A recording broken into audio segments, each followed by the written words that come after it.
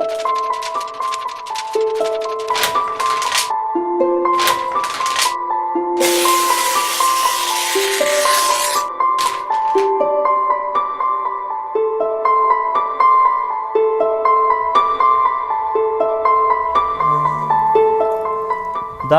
чӯбини афсонавӣ дар кӯчаи лоиқшералии шаҳри душанбе солёни сол ба истиқболи ҳама боз аст.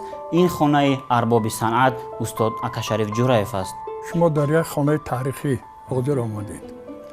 таърихию бобаракат.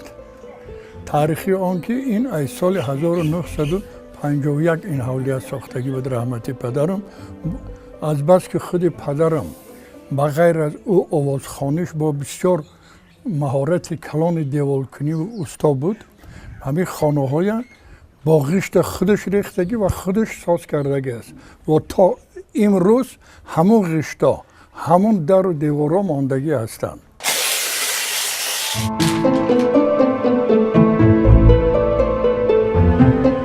дар ин ҳавлӣ се дарахти азимҷуса аст: тути шириндона, ангур ва чормағз. ин дарахтонро устод акашариф ҷураев бо daстони худ шинондааст. то ҳол мева медиҳанд, аммо меваҳои иҷодиёти ӯ самари абадӣ доранд.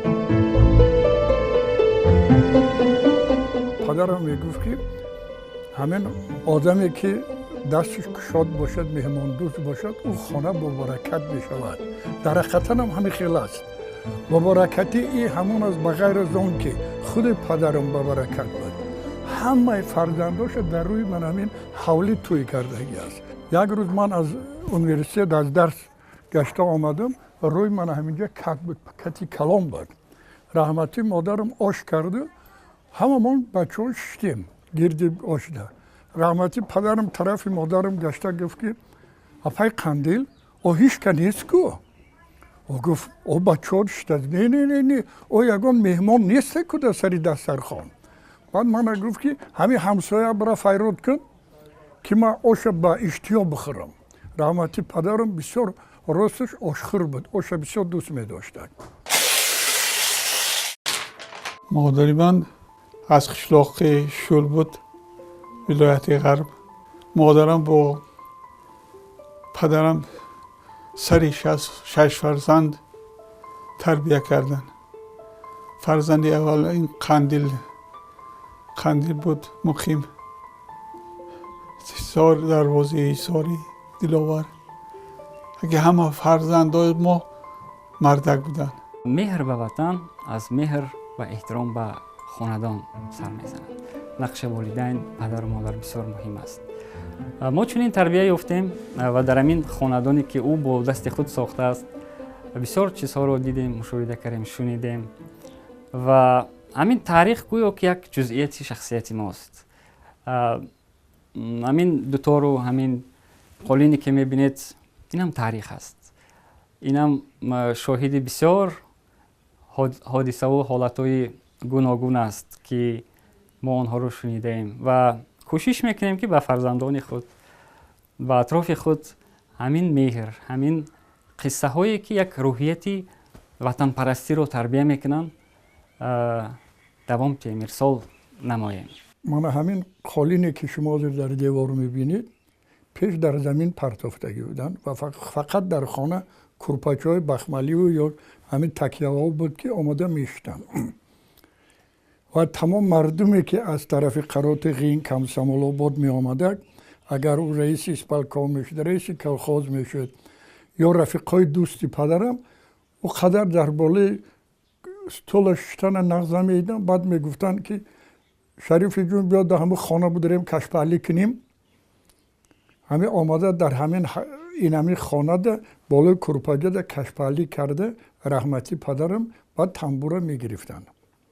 мана ҳамон тамбуре ки ҳозир шумо дар акс гирифтодетон, ин яке аз тамбурҳои таърихӣ аст.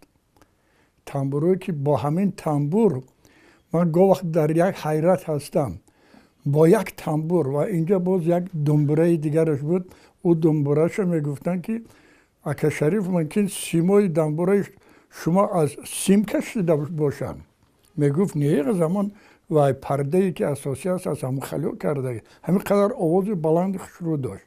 не ки тамбураша аз гоҳ шуниди ман رحمتی شادروان ادینه هاشم خانه میبیاد بعد میگد که همین اکا شریف من یک چیز از شما همین من با تاریخ یگان چیز مانم خیلی پدرم وقت چیزا فکر نمی میگو بچم بسیار حافظی خوبیه آینده خوب داریم من همین دنبوره ما بگی همین خیلی دنبوره از روی گوش شنیده و گفته هم خود پدرم نقل کردگی بود بعد مقیم نقل کرده برادرم که در دست ادینه هاشم بود.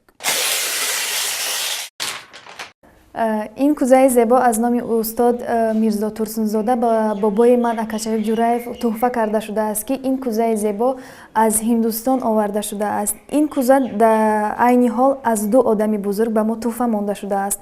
یکیش میرزا ترسنزاده و دیگرش این استاد بابای من اکاشریف جورایف می باشد.